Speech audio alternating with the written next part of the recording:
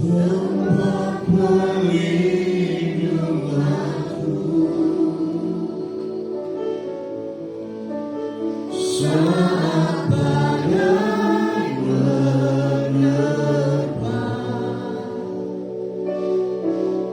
aku tak akan goyah, aku tak akan goyah, sebab sertaku.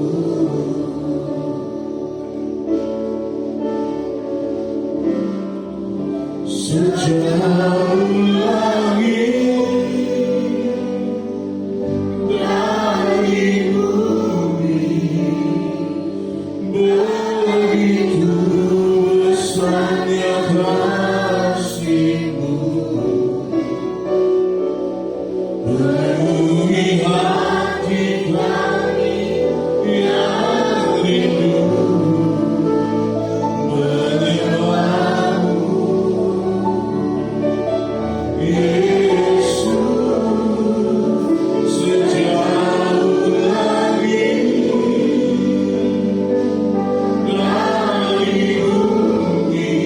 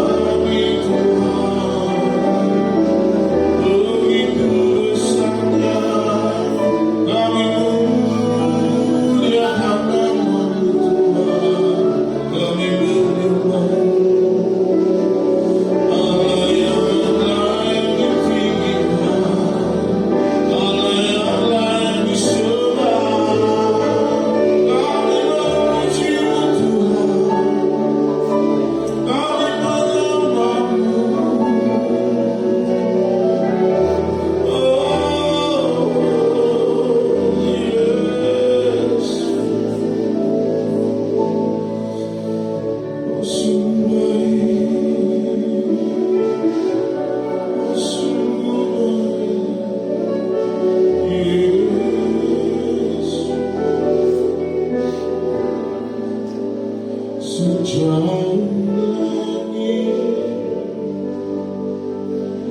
dari bumi, begitu besarnya kasih-Mu.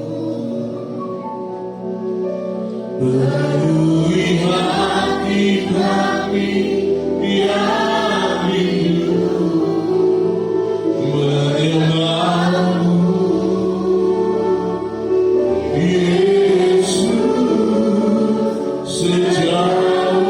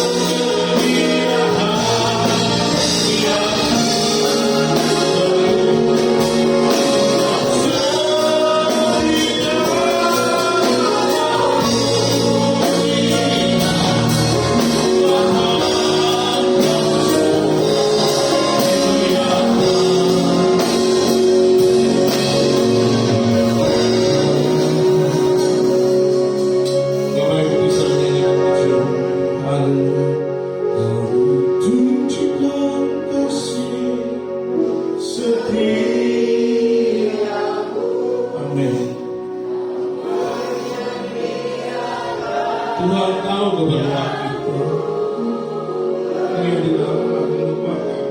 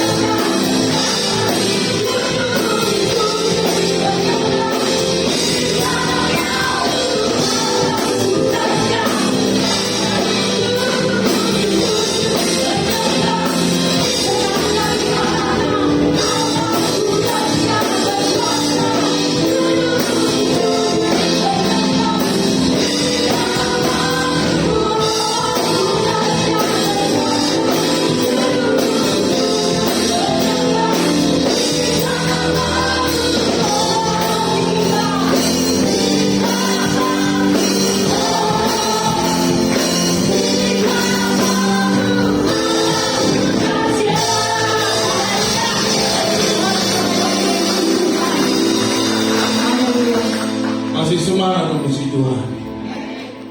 Saya persilakan Bapak Ibu duduk kembali. Kita tetap memuji Tuhan, menyembah Dia. Kita menaikkan pujian. Haleluya.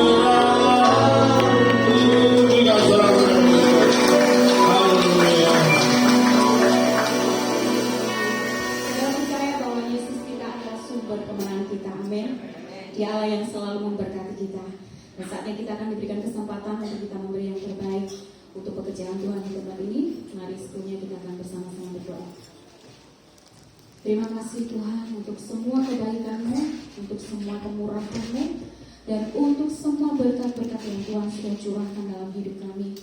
Saatnya Tuhan kami akan memberikan yang terbaik untuk pekerjaan Tuhan.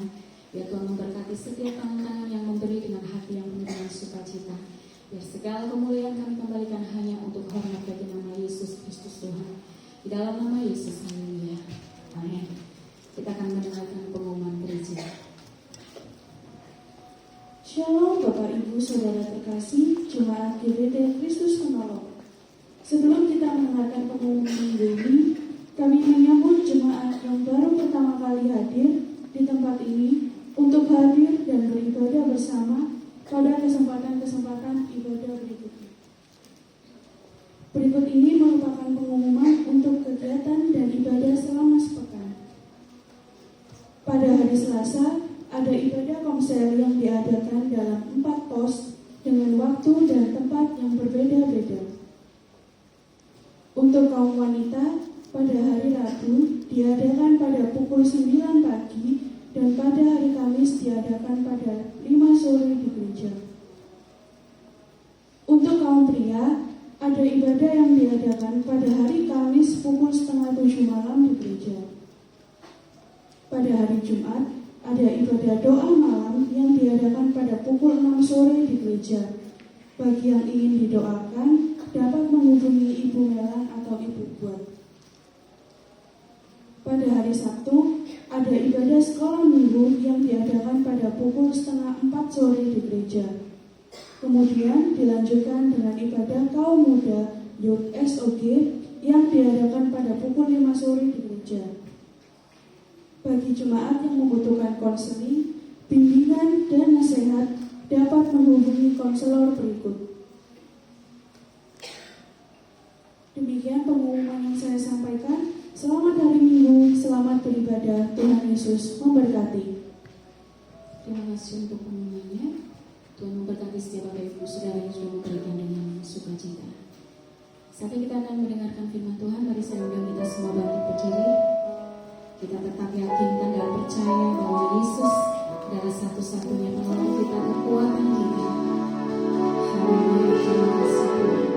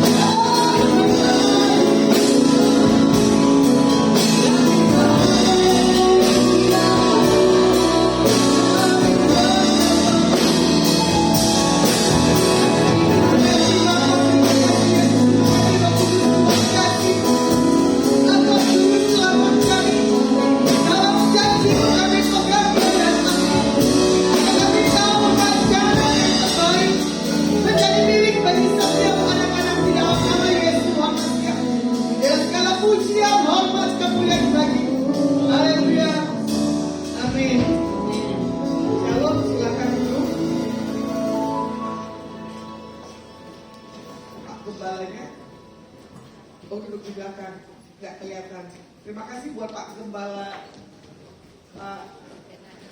Pak Bernardus. Ya, oke. Pagi hari ini saya bawakan renungan tentang perjalanan menuju tanah berlimpah susu dan madu. Saya tidak tahu dari awal saya duduk nangis karena saya tidak bisa biasa nangis kalau menyembah. Berarti seorang penyembah yang ini adalah punya satu hal kedalaman, ya. Gak ada perjanjian, gak ada ngomong seperti apa bahan khotbahnya, ya kan? Dalam janjimu pasti ada kemenangan. Karena apa? Yesus juru selamatku. Hari-hari ini kalau kita tidak punya siapa Tuhan dalam hidup kita, kita tidak punya sesuatu hal kekuatan dalam setiap kehidupan kita. Amin. Karena hari-hari ini banyak orang-orang stres. Karena melihat apa? Situasi dan keadaan. Tuhan, mana janjimu? Tuhan, aku mau begini, kok kamu tidak kasih? Kita marah kepada Tuhan. Jujur dalam hati, orang yang menantikan hidup di dalam hal keberuntungan, hidup di dalam hal kesehatan itu satu hal anugerah. Betul tidak? Siapa yang mau sakit, angkat tangan. Siapa yang mau berlimpah hari ini? Gak mau juga. Gua bisa hitungkan jari. Berarti ini gak pernah sesuatu hal mengalami terobosan dalam hidupnya. Justru orang-orang yang di dalam Tuhan adalah orang-orang yang mempunyai hidup di dalam hal apa? Berkelimpahan. Sekalipun aku dalam lembah kekelaman, tetap Tuhan yang pegang kendali. Ini ibu buat ada hari ini. Siapa? Saul El Sadai? Oh ada. Terima kasih ibu. Kemarin saya datang, tiba-tiba entah kenapa saya nggak bawa alat-alat saya. Coba saya bilang Tuhan tolong. Karena saya mau streaming. Kekurangan alat, saya kelupaan. Tapi Tuhan udah tinggal diam. Ya, Tuhan menolong. Tiba di satu titik, saya bilang sama Bu Maya, ayo kita ke salon dulu. Ternyata dia bilang, oh ya pasti satu rutenya nih. Kebetulan jemaat GBT. Entah kenapa ibu buat ini grogi kali, entah kenapa karena saya pembicara. Harusnya nggak boleh ya Bu. Jadi orang yang menerima tanah perjanjian Tuhan hidupnya itu harus kuat. Hidupnya nggak boleh lemah. Jadi kalau orang yang hidupnya lemah, berarti dia nggak mengerti dan tidak memahami siapa pencipta langit dan bumi. Makanya di sini dikatakan apa? Tuhan berfirman, ya, memilih Musa untuk memimpin bangsa Israel keluar dari Mesir menuju tanah perjanjian yang penuh dengan susu dan madu. Prosesnya selama 40 tahun, 40 hari. Kalau kita berontak ya 40 tahun lah. Tapi kalau kita tidak berontak, prosesnya cepat. Ya, makanya kalau kita lihat pagi hari ini di Keluaran 3 ayat 7 dan 8, firman Tuhan katakan begini. Dan Tuhan berfirman, aku telah memperhatikan dengan sungguh-sungguh kesengsaraan umatku di tanah Mesir, dan aku telah mendengar seruan mereka disebabkan oleh pengeram-pengeram mereka. Ya, aku mengetahui penderitaan mereka. Sebab itu aku telah turun untuk melepaskan mereka dari tangan orang Mesir dan menuntun mereka keluar dari negeri itu ke suatu negeri yang baik dan luas, suatu negeri yang berlimpah susu dan madunya, ke tempat orang Kanaan, orang Het, orang Amori, orang Feris, orang Hewi, orang Yebus. Tuhan bilang apa? Aku telah memperhatikan kesengsaraan umatku di tanah Mesir. Tuhan sudah memperhatikan apa yang menjadi kebutuhan, keperluan bagi setiap anak-anak Tuhan. Makanya Filipi katakan apa? Tuhan, ya kan, memenuhi segala kebutuhan dan keperluan. Kita harus perkatakan segala apa yang Alkitab katakan, iya dan amin. Gak ada yang meleset di sini. Walaupun dalam posisi terdesak, ya kan? Walaupun dalam posisi di sini dibilang gak ada tanda-tanda, ya kan? Bagaimana Tuhan bilang apa? Tuhan yang akan melepaskan kita dari setiap belenggu kesakitan, belenggu kemiskinan, belenggu dari setiap hal penderitaan. Contoh hal yang terkecil. Saya masuk masa krisis di bulan Maret dan April. Makanya kalau dilihat bodi saya dulu gemuk, betul enggak? Ini kurus ramping kan? Lagi disolatkan oleh Tuhan. Karena saya harus berhadapan dengan penguasa yang kita tidak lihat. Karena apa?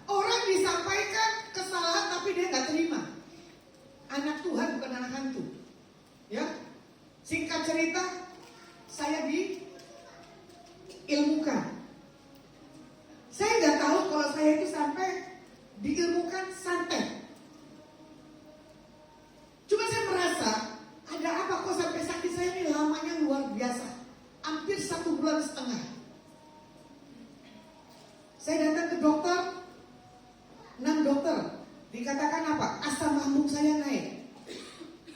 Tapi Tuhan bisa kirim orang-orang yang punya kecintaan akan Tuhan melalui hidup saya.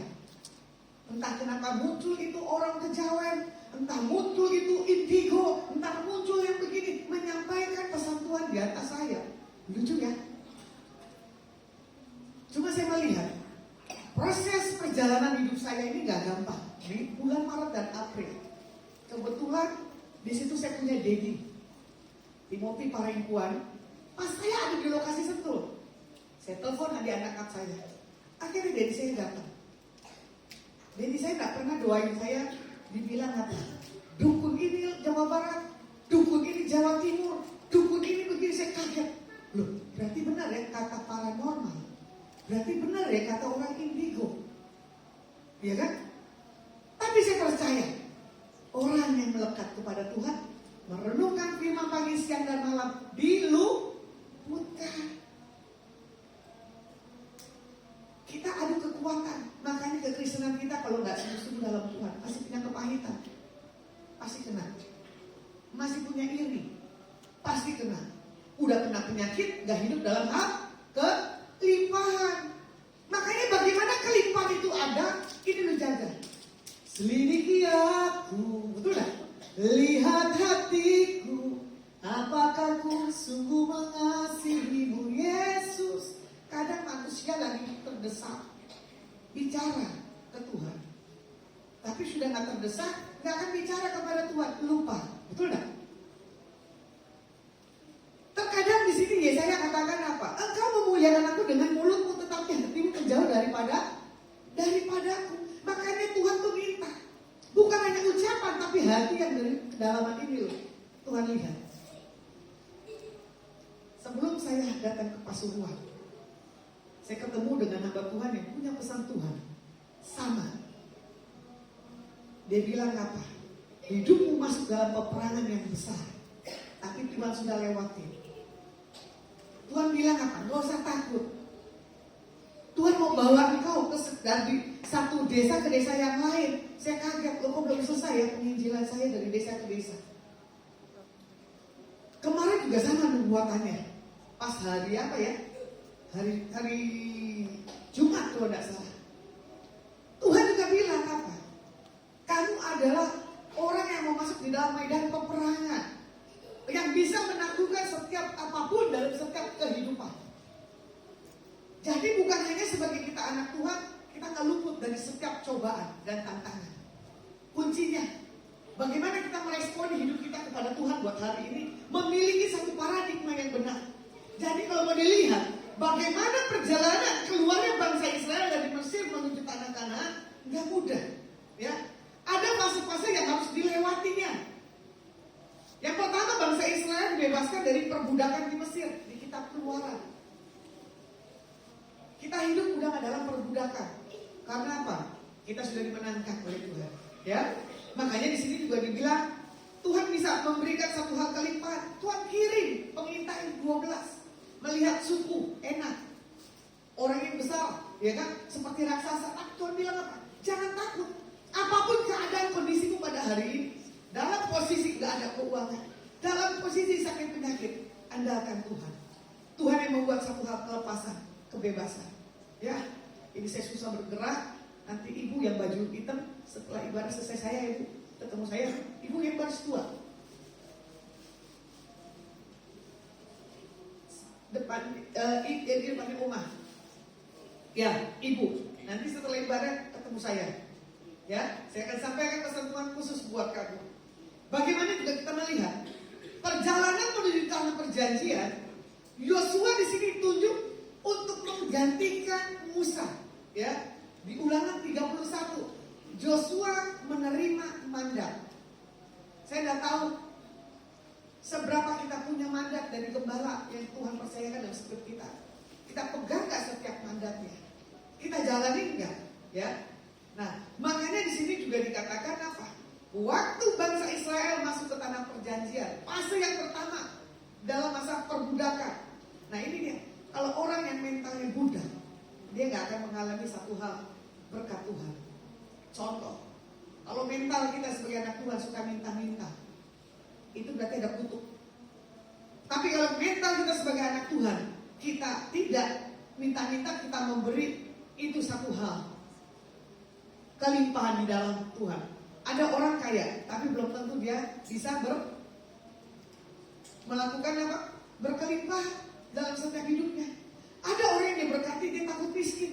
Tapi ada orang yang hidupnya gak terlalu berkelimpahan, tapi hidupnya suka memberi. Makanya orang yang memberi adalah orang yang mempunyai satu hal, integritas, bukan mental miskin.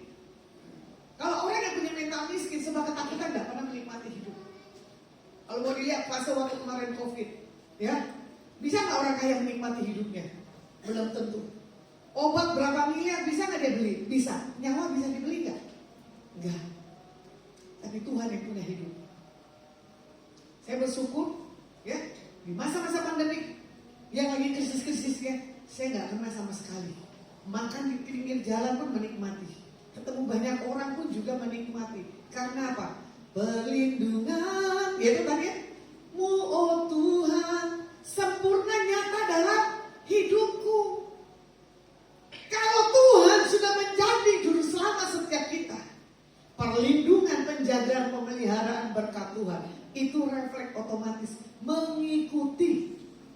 Jadi kalau tidak mengikuti, berarti ada yang salah dalam diri kita. Makanya apa? Tuhan selidiki aku. Apakah aku berkenan di hadapan?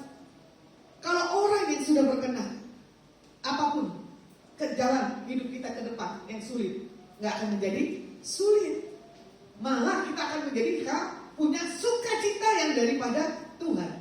Makanya orang yang hidup dalam perbudakan, dari wajahnya kelihatan kok nggak berseri-seri. Dari wajahnya dan penampilannya juga menunjukkan kalau dia tidak mengalami satu hal, terobosan. Ada orang wajahnya nggak begitu cantik, tapi dia punya kemuliaan Tuhan. Wah, itu beda sekali. Dekat pun kita bisa rasa satu hal, damai dan tenang. Makanya di sini juga dikatakan, ya, di Keluaran 5 ayat 2 dan 9, firman Tuhan katakan begini. Tetapi Firaun berkata, siapakah Tuhan itu yang harus kudengarkan firman-Nya untuk membiarkan orang Israel pergi?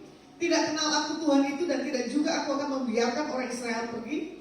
Pekerjaan orang-orang ini harus diperberat sehingga mereka terikat kepada pekerjaan dan jangan memperdulikan perkataan dusta. Ya, bagaimana di sini dikatakan siapakah Tuhan dalam hidupmu? Hartamu, Tuhan Yesus, atau anakmu, ya kan? Nah, terkadang kita tanpa kita sadari Tuhan kita adalah uang.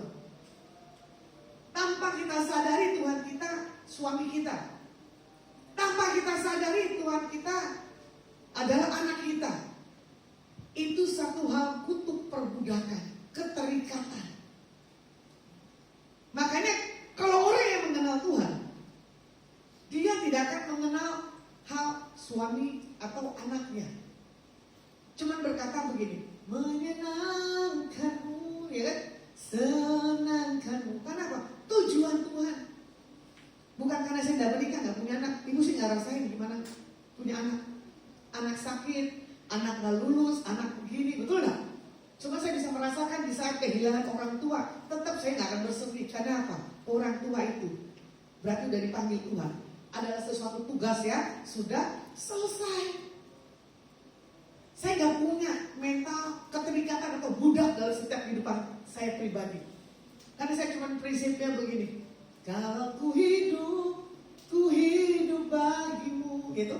Hatiku tetap memandangmu. Dunia gak bisa pisahkan kita daripada kasih Tuhan. Dalam pertemanan pun juga sama. Kalau teman mengkhianati, itu saya tinggalin. Kalau teman berbohong, itu pun saya tinggalin. Karena apa? Mempengaruhi kita punya urapan di sini. Pilih Tuhan Yesus secara pribadi dalam hidup kita, atau kita masih setengah-setengah. Hari ini keputusan. Seperti lagunya apa?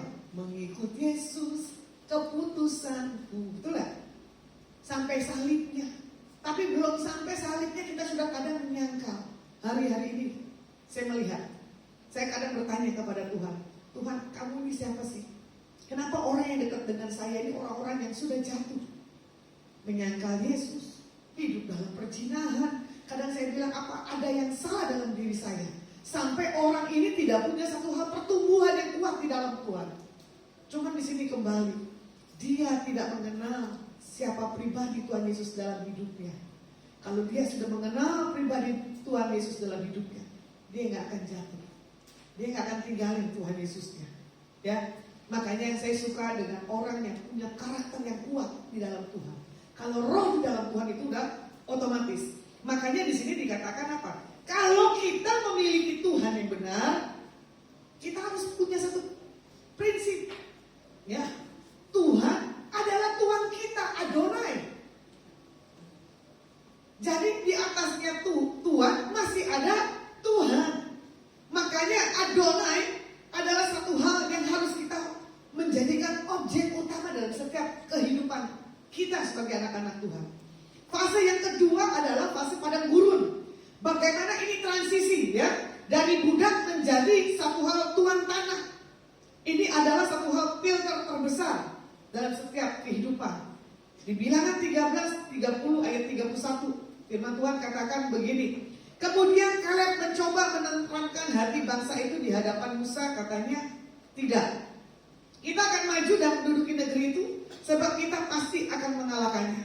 Tetapi orang-orang yang pergi ke sana bersama-sama dengan dia berkata, kita tidak dapat maju menyerang bangsa itu karena mereka lebih kuat daripada kita. Ini sudut pandang. Sudut pandang kita takut, kita lemah, ya. Tapi bagaimana di sini dalam hal pandangan kalian punya satu ketenangan dalam dirinya. Dia menenteramkan dirinya, cuma dia andalkan Tuhan dalam setiap kehidupannya. Dia akan tidak goyah. Makanya hari-hari ini jangan sampai kita goyah karena keadaan dan situasi. Jangan kita goyah karena sekeliling kita tidak menjanjikan, ya, tidak mensupport dan tidak mendukung. Tapi yang saya mau katakan buat hari ini, pegang janji Tuhan dalam setiap kehidupan kita pribadi. Tuhan izinkan kita masuk padang gurun. Karena apa? Untuk mempersiapkan kita menerima janji-janji Tuhan yang besar dan yang dahsyat. Di proses saya mengalami, ya toh santai. Ternyata apa? Saya ketemu orang yang punya ilmu yang lebih tinggi, tapi saya sudah punya satu benteng yang daripada Tuhan. Makanya kadang saya bilang gini, kesian ya orang-orang yang di dalam Tuhan sungguh-sungguh. Di saat ditegur dosanya, dia nggak terima, tapi dia hidup dalam hal kebodohan. Ternyata orang bilang bayar santet itu mahal, bukan yang murah. Tapi buat persembahan, hitungannya apa? Kecil, betul gak? Tapi yang disantet salah. Orang yang punya takut akan Tuhan. Contoh, Daud Oni hari itu mau santet apa? Gilbert, betul gak? Akhirnya dia terima Yesus. Mongol mau santet hamba Tuhan yang besar, akhirnya gak bisa juga. Ya kan? Dia akhirnya terima Tuhan Yesus. Makanya setiap kita cari perkenanan hadirat Tuhan. Kuasa kegelapan apapun tidak akan bisa menimpa kita. Karena apa? Mazmur 91 kita pegang, iya dan amin. Makanya apa yang kita perkatakan, apa yang kita baca dalam Alkitab, ini realita nyata. Tidak ada yang bohong. Ini bukannya komik, bukannya buku sembarang buku, tapi kita menghidupi segala sesuatu dalam setiap kehidupan kita. Nah, makanya di sini juga dikatakan apa? Proses dalam penggenapan janji Tuhan, ya kan? Di sini perbedaan penempatan kata tidak memberikan hasil yang berbeda. Bagaimana 10 pengintai punya penempatan katanya masing-masing, betul nggak? Tapi Yosua dan Kaleb mempunyai satu hak kata yang dipegang janji Tuhan bahwa Tuhan pasti menyertainya. Jadi setiap kita jangan takut. Kita punya jaminan Tuhan dalam setiap kehidupan kita. Jadi kita masuki tanah perjanjian buat hari-hari ke depan, ya. Seperti lagunya apa? Ku masuki gerbangnya dengan hati bersyukur, ya kan? Halamannya dengan pujian. Kataku hari ini harinya Tuhan. Ku bersuka sebab Dia girakanku. Orang yang bergirang, orang yang sukacita akan masuk, pasti masuk tanah perjanjian, ya. Hidupnya dipulihkan. Nah, makanya percaya dan taat firman Tuhan di Bilangan 10, di di Bilangan 20 ayat yang ke-12 ya. Firman Tuhan katakan begini. Tetapi Tuhan berfirman kepada Musa dan Harun, karena kamu tidak percaya kepadaku dan tidak menghormati kekudusanku di depan mata orang Israel, itulah sebabnya kami tidak akan membawa jemaat ini masuk ke negeri yang kuberikan kepada mereka. Kalau pemimpin lemah, jemaatnya pasti lemah. Amsal katakan, kalau tidak ada wahyu, menjadi liarlah rakyat. Untungnya apa? Tuhan punya gembala yang punya tuntunan Tuhan, yang mempunyai satu hal hati ya, untuk supaya apa? Jemaatnya menghormati satu hal, takut dan punya kekudusan akan Tuhannya.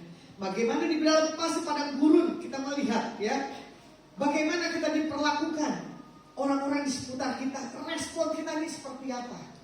Kalau respon kita bersyukur, terobosan berkat sudah di depan mata kita.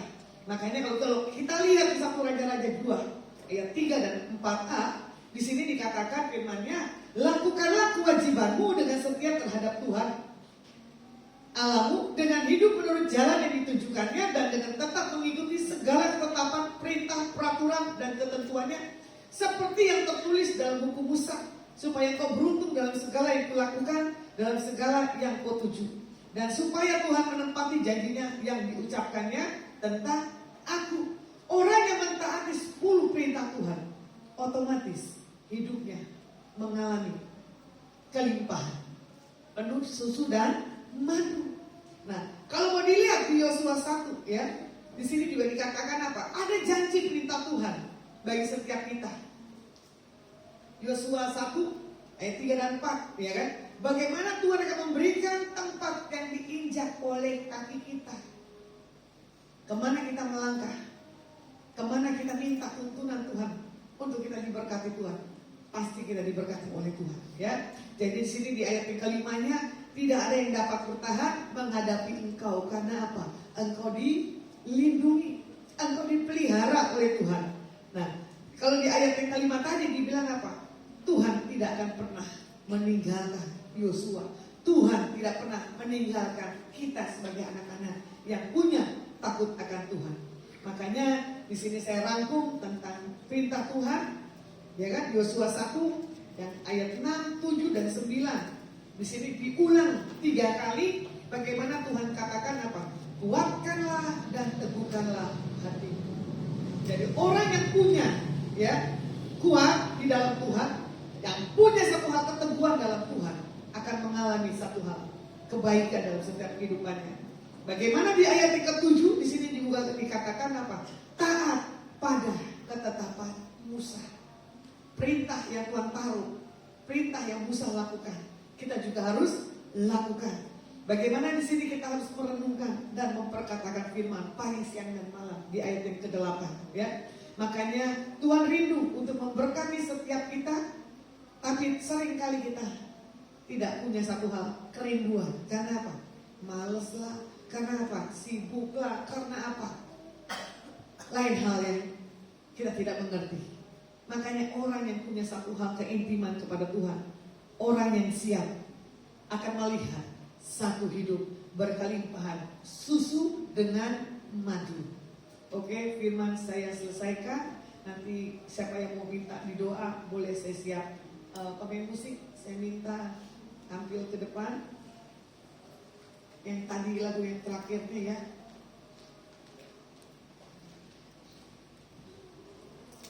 Mari kita bangkit berdiri.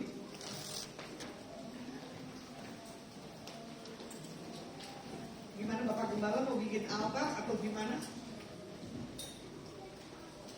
Ya, katakan. Bikin altar kok? Gak apa-apa ya? Oke ya? Iya. Ini masih jam 7. Kan itu ibadah kedua jam 9 ya. Jadi kita masih punya kebebasan untuk masuk dalam penyembahan.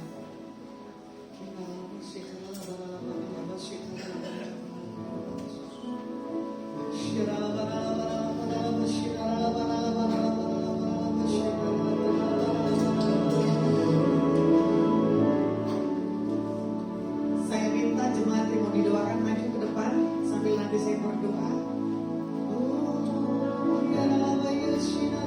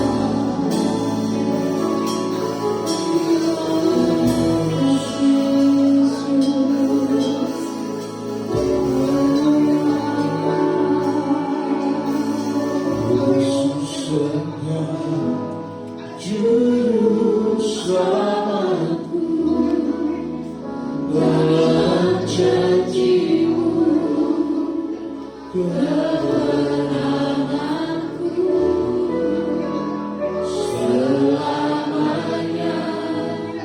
Aku nyatakan besar setiamu Tuhan di hidupku. Yesus engkau Juru Selamatku, dalam janji-Mu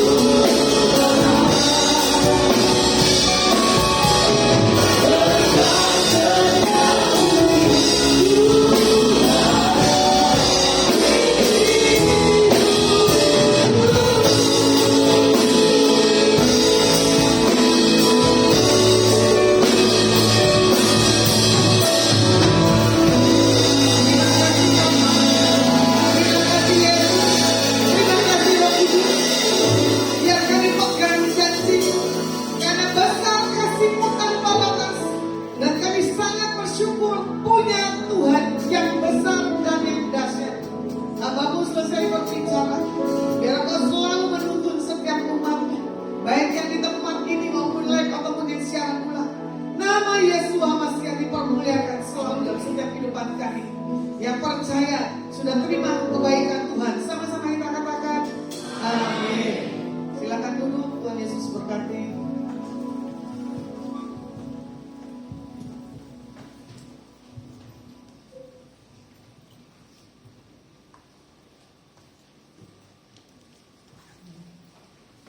Kita akan selesaikan ibadah kita pada pagi hari ini. Sekali lagi saya mohon Ibu Lasma untuk menutup kita dengan doa kita.